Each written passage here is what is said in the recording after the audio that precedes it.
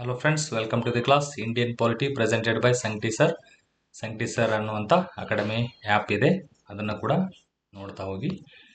PSI 2000 ಕೇಳಿದಂಥ ಪ್ರಶ್ನೆ ಇವೆಲ್ಲ ರೀತಿಯ ಎಕ್ಸಾಮ್ಸ್ಗಳಿಗೆ ರಿಪೀಟ್ ಆಗ್ತಾ ಇರ್ತದೆ. ಭಾರತದ ಮೊದಲ ಸ್ವಾತಂತ್ರ್ಯ ದಿನಾಚರಣೆಯ ದಿನದಂದು ಗಾಂಧೀಜಿ ಎಲ್ಲಿದ್ದರು? ಸೊ ಸ್ವಾತಂತ್ರ್ಯ ದಿನಾಚರಣೆ ಆಗ್ತದಲ್ಲ, ಆಚರಣೆ ಮಾಡ್ತಾ ಇರ್ತಾರೆ, ಅಂಥ ಟೈಮಲ್ಲಿ ಎಲ್ಲಿದ್ದರು ಅವರು? ಓಕೆ, August 15, 1947 ದಿನ ಎಲ್ಲಿ ಇದ್ರು ಗಾಂಧೀಜಿ? ದೆಹಲಿಯಲ್ಲಿ ಇದ್ರು, ಕಲ್ಕತ್ತಾ, ಢಾಕಾ, ಪಂಜಾಬ್. ಸರಿಯಾದ ಉತ್ತರ ಯಾವುದು? ಕಲ್ಕತ್ತಾದಲ್ಲಿ ಗಾಂಧೀಜಿಯವರು ಇದ್ರು. ಈ ರೀತಿ ಕ್ವಶನ್ಸ್ಗಳನ್ನು ಕೇಳ್ತಾ ಹೋಗ್ತಾರೆ. ಈ ಬೇಸಿಕ್ ಕ್ವಶನ್ಸ್ಗಳು ಸಾಕಷ್ಟು ಬಾರಿ ರಿಪೀಟ್ ಆಗ್ತಾವೆ, ಎಲ್ಲ ನಿಮಗೆ ಈಸಿಯಾಗಿ ನೆನಪಿರ್ಬೇಕು ಸ್ನೇಹಿತರೆ. ಭಾರತದಲ್ಲಿ ಎಷ್ಟು ರಾಜ್ಯಗಳಿವೆ? 28, 22, 25, 26 ರಾಜ್ಯಗಳು ಎಷ್ಟಿರುವಂಥದ್ದು? Direct question. 28 ರಾಜ್ಯಗಳಿದಾವು.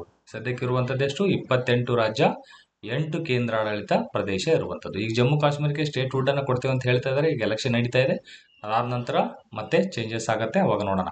ಬಟ್ ಈಗ ಸದ್ಯಕ್ಕೆ ಎಷ್ಟಿದೆ? 28 ರಾಜ್ಯ, 8 ಕೇಂದ್ರಾಡಳಿತ ಪ್ರದೇಶಗಳು ಇರುವಂಥದ್ದು. ಸೊ ಈ ರೀತಿ ನೆನಪಿಡಿ. ಸಂವಿಧಾನ ಜಾರಿಗೆ ಬಂದಾಗ ಅವಾಗ ಎಷ್ಟಿದ್ವು ಅಂತ ಆ ರೀತಿ ಕ್ವಶನ್ಸ್ಗಳನ್ನು ಕೂಡ ಕೇಳ್ತಾರೆ. ಎಷ್ಟಿರ್ಬೋದು ಅವಾಗ? ಸೊ ಅದೆಲ್ಲ ಸಾಕಷ್ಟು ಬಾರಿ ರಿಪೀಟ್ ಆದಂಥ ಕ್ವಶನ್ಸ್ಗಳು. ಸಂವಿಧಾನ ಜಾರಿಗೆ ಬಂದಾಗ ಎಷ್ಟಿದ್ವು ಆ ಪಾಯಿಂಟ್ ಕೂಡ ಹೇಳಬೇಕು.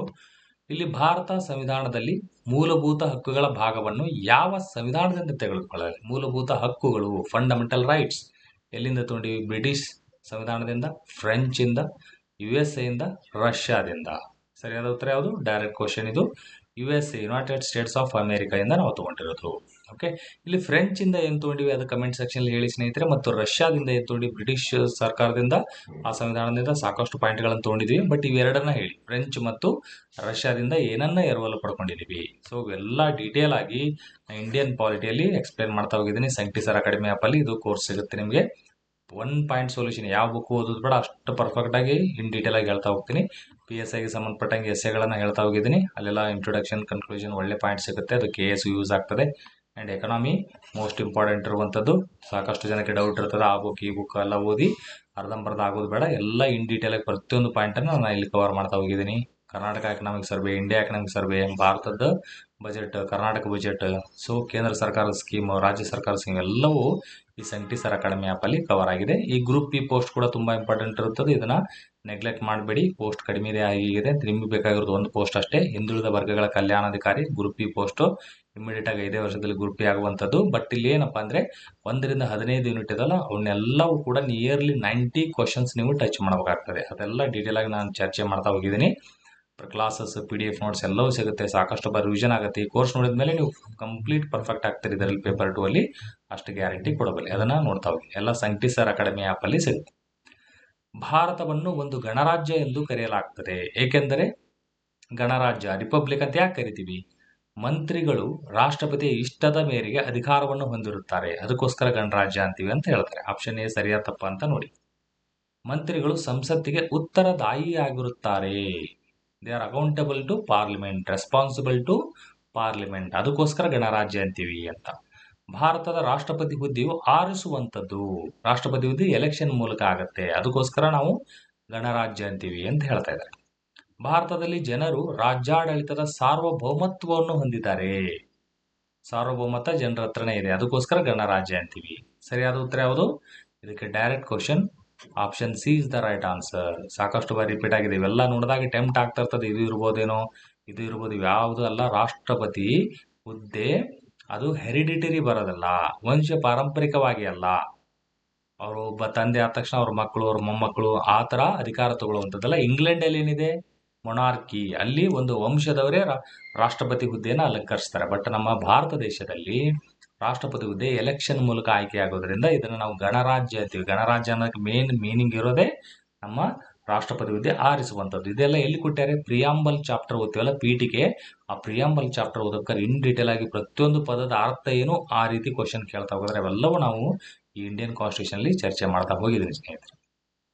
ಭಾರತ ಸಂವಿಧಾನದಲ್ಲಿ ಅಸ್ಪೃಶ್ಯತಾ ನಿವಾರಣೆ ಕೆಳಗಿನ ಯಾವುದರಲ್ಲಿ ಬಿಂಬಿತವಾಗಿದೆ? ಅನ್ಟಚಬಿಲಿಟಿ, ಅದನ್ನು ಹೋಗಲಾಡಿಸಬೇಕನ್ನುವಂಥದ್ದು ಎಲ್ಲಿದೆ? ಸಮಾನತೆ ಹಕ್ಕಿನಲ್ಲಿದೆ, ಸಾಂಸ್ಕೃತಿಕ ಮತ್ತು ಶೈಕ್ಷಣಿಕ ಹಕ್ಕಿನಲ್ಲಿ, ಸ್ವಾರ್ಥದ ವಿರುದ್ಧದ ಹಕ್ಕಿನಲ್ಲಿ, ನಾಗರಿಕ ಸ್ವಾತಂತ್ರ್ಯದ ಹಕ್ಕಿನಲ್ಲಿ. ಎಲ್ಲಿದೆ ಇದು? ಇದು ಕೂಡ ಡೈರೆಕ್ಟ್ ಸಮಾನತೆ ಹಕ್ಕು. 14 ರಿಂದ 18ನೇ ಆರ್ಟಿಕಲ್ ವರೆಗೂ ಇದೆ. 14 ರಿಂದ 18 ಇದು ನಮ್ಮ ಅಸ್ಪೃಶ್ಯತೆ ಅನ್ನುವಂಥದ್ದು ಎಲ್ಲಿದೆ? ಸಾಕಷ್ಟು ಬಾರಿ ಫೇವ್ರೇಟ್ ಕ್ವಶನ್ ಕೇಳೇ ಕೇಳ್ತಾರೆ. 17ನೇ ಆರ್ಟಿಕಲ್ ಅಲ್ಲಿ ಇರ್ತದೆ. ಸೊ ಈ ರೇಂಜಲ್ಲಿ ಬರೋದ್ರಿಂದ ಇದು ಸಮಾನತೆ ಹಕ್ಕು, ರೈಟ್ ಟು ಇಕ್ವಾಲಿಟಿಯಲ್ಲಿ ಬರುವಂಥದ್ದು. ಓಕೆ, ಇವಕ್ಕೆ ಆರ್ಟಿಕಲ್ಗಳನ್ನು ಸ್ವಲ್ಪ ಕಮೆಂಟ್ ಸೆಕ್ಷನ್ ಹೇಳ್ತಾ ಹೋಗಿ.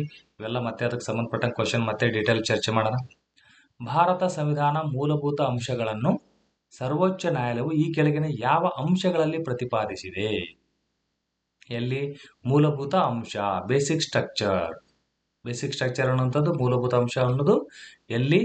ಯಾವ ಒಂದು ಸುಪ್ರೀಂ ಕೋರ್ಟ್ ಜಡ್ಜ್ಮೆಂಟ್ ಅಲ್ಲಿ? ಮಿನರ್ವಾ ಮಿಲ್ಸ್ ವರ್ಸಸ್ ಕೇಂದ್ರ ಸರ್ಕಾರ ವಿರುದ್ಧ ಭಾರತ ಕೇಂದ್ರ ಸರ್ಕಾರ, ಗೋಲಕ್ನಾಥ್ ವಿರುದ್ಧ ಪಂಜಾಬ್ ರಾಜ್ಯ ಸರ್ಕಾರ, ಮೇನಕಾ ಗಾಂಧಿ ವಿರುದ್ಧ ಕೇಂದ್ರ ಸರ್ಕಾರ, ಕೇಶವಾನಂದ ಭಾರತಿ ವಿರುದ್ಧ ಕೇರಳ ರಾಜ್ಯ ಸರ್ಕಾರ. ಸರಿಯಾದ ಉತ್ತರ ಯಾವುದು ಇದಕ್ಕೆ? ಇದು ಕೂಡ ಡೈರೆಕ್ಟ್ ಕ್ವಶನ್. ಕೇಶವಾನಂದ ಭಾರತಿ ವಿರುದ್ಧ ಕೇರಳ ರಾಜ್ಯ ಸರ್ಕಾರ 1973 ಏಪ್ರಿಲ್ 24 ಆ ಥರ ಅಲ್ಲಿ ನಡೆದಂಥ ಕೇಸ್. ಇದು ಮೋಸ್ಟ್ ಇಂಪಾರ್ಟೆಂಟ್. ಇದಕ್ಕೆ ಎಷ್ಟು ಜನ ಜಡ್ಜ್ ಇದ್ರು? ಇನ್ನೂವರೆಗೆ ಹೈಯೆಸ್ಟ್ ಜನ ಜಡ್ಜ್ ಇರೋದು ಈ ಕೇಸಿಗೆ. ಎಷ್ಟು ಜನ ಇದ್ದಾರೆ? 13 ಜನ ಜಡ್ಜ್ ಇದರಲ್ಲಿ. ಹೈಯೆಸ್ಟ್, ಇನ್ನೂವರೆಗೂ ಹೈಯೆಸ್ಟ್ ಜಡ್ಜ್ ಇದೊಂದೇ ಈ ಕೇಸಿಗೆ ಕೂತ್ಕೊಂಡಿದ್ರು. ಅಲ್ಲೇ ಬೇಸಿಕ್ ಸ್ಟ್ರಕ್ಚರ್ ಅನ್ನುವಂಥದ್ದು ಬಂದಿದೆ. ತೀರ್ಪು ಹೇಗೆ ಬಂತಿದ್ದು? 7:6 ಅಲ್ಲಿ ಬಂದಿದೆ. ಅಂದ್ರೆ 7 ಜನ ಪರವಾಗಿ ಕೊಟ್ಟರು, 6 ಜನ ವಿರುದ್ಧವಾಗಿ ಕೊಟ್ಟರು. ಸೊ ಮೆಜಾರಿಟಿ ಇರೋದ್ರಿಂದ ಸೊ ಈ ಕೇಸ್ ಕೇಶವಾನಂದ ಭಾರತಿ ವಿರುದ್ಧ ಕೇರಳ ರಾಜ್ಯ ಸರ್ಕಾರ ಅನ್ನೋದು ಫೇಮಸ್. ಇದನ್ನ ಸ್ವಲ್ಪ ಏರನ್ನ ಹೇಳಿ ಸ್ನೇಹಿತರೆ. ಎಲ್ಲ ಇಂಡಿಯನ್ ಪಾಲಿಟಿ ಥಿಯರಿ ಕ್ಲಾಸಲ್ಲಿ ಆಲ್ರೆಡಿ ಹೇಳಿದ್ದೀನಿ. ಕಮೆಂಟ್ ಸೆಕ್ಷನ್ ಹೇಳಿ. ಮಿನರ್ವಾ ಮಿಲ್ಸ್ ಯಾವ ವರ್ಷ ಆಯಿತು, ಗೋಲಕ್ನಾಥ್ ಕೇಸ್ ಯಾವ ವರ್ಷ, ಮೇನಕಾ ಗಾಂಧಿ. ಯಾಕಂದ್ರೆ 4 ಕೇಸನ್ನು ಕೊಟ್ಟು ಕ್ರೊನಾಲಜಿಕಲ್ಲಿ ಬರೀರಿ ಅಂತ ಹೇಳ್ಬಿಡ್ತಾರೆ. ಪಕ್ಕಾ ಕ್ವಶನ್ ಇವು, ಅದಕ್ಕೆ ಇಂಪಾರ್ಟೆಂಟ್ ಇರುವಂಥದ್ದು. ಈ ಬೇರೆ ಎಕ್ಸಾಮ್ಗಳೆಲ್ಲ ಒಂದು 10 ರಿಂದ 15 ಸುಪ್ರೀಂ ಕೋರ್ಟ್ ಜಡ್ಜ್ಮೆಂಟ್ಗಳು ನೆನ್ಪಿಟ್ರೆ ಸಾಕು, ಅವನ್ನೇ ಕೇಳ್ತಿರ್ತಾರೆ. ಬಟ್ KS ಆ್ಯಂಡ್ IASಗೆ ನೀವು 50 ಸುಪ್ರೀಂ ಕೋರ್ಟ್ ಜಡ್ಜ್ಮೆಂಟ್ ಆದರೂ ಇದ್ರೆ ಒಳ್ಳೆಯದು. ಯಾಕೆ?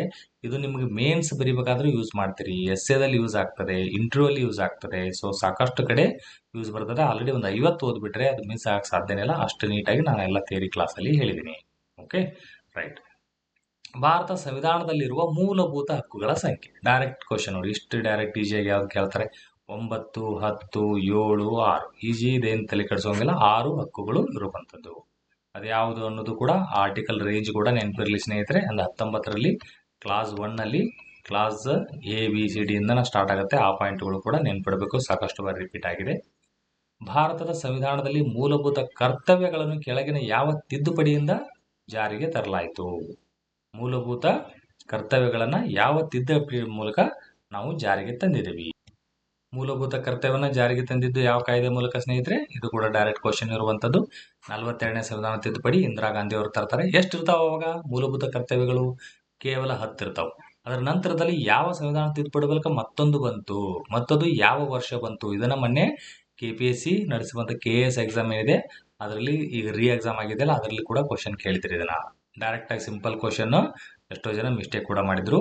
ಆ ಪಾಯಿಂಟ್ ಕ್ಲಾಸ್ಗಳು ಕೂಡ ನೆನ್ಪಿಡ್ಬೇಕು. 51 capital A, sub class ABCD ಎಲ್ಲ ನೋಡ್ತಿರಲ್ಲ, ಅವೆಲ್ಲವೂ 11 ನೆನ್ಪಿಡ್ಬೇಕು.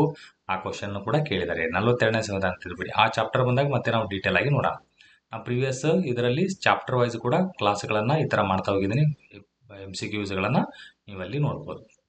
ಸಂವಿಧಾನದ 8ನೇ ಶೆಡ್ಯೂಲ್ನಲ್ಲಿ ಎಷ್ಟು ಭಾಷೆಗಳನ್ನು ನಮೂದಿಸಲಾಗಿದೆ?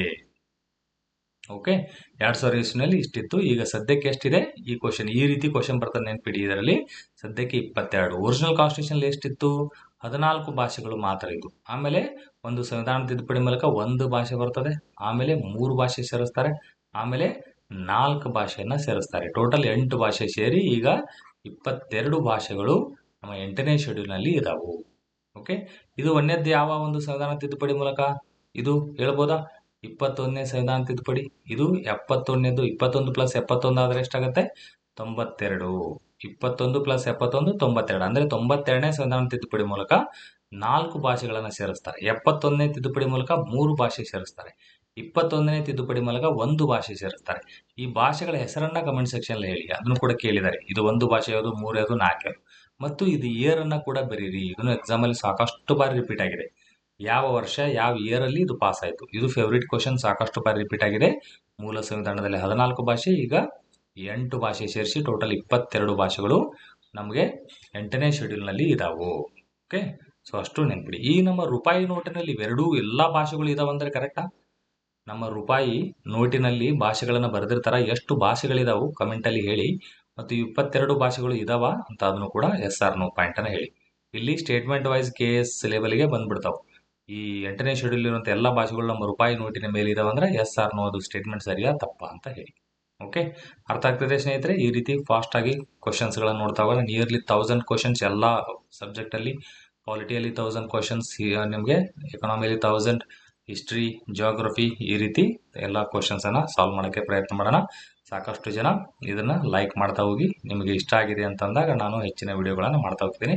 ಚೆನ್ನಾಗಿ ಓದಿ. ಒಟ್ಟಿನಲ್ಲಿ ಆ ಕೋರ್ಸ್ಗಳು ಸಂಕಟಿ ಸರ್ ಅಕಾಡೆಮಿ ಆ್ಯಪಲ್ಲಿ ಒಳ್ಳೆ ಕೋರ್ಸ್ ಸಿಗುತ್ತದೆ. ಒಂದೇ ಕಡೆ ನೀವು ನೀಟಾಗಿ ಓದಿ ಪರ್ಫೆಕ್ಟ್ ಆಗ್ತಾ ಹೋಗು. Okay, thank you.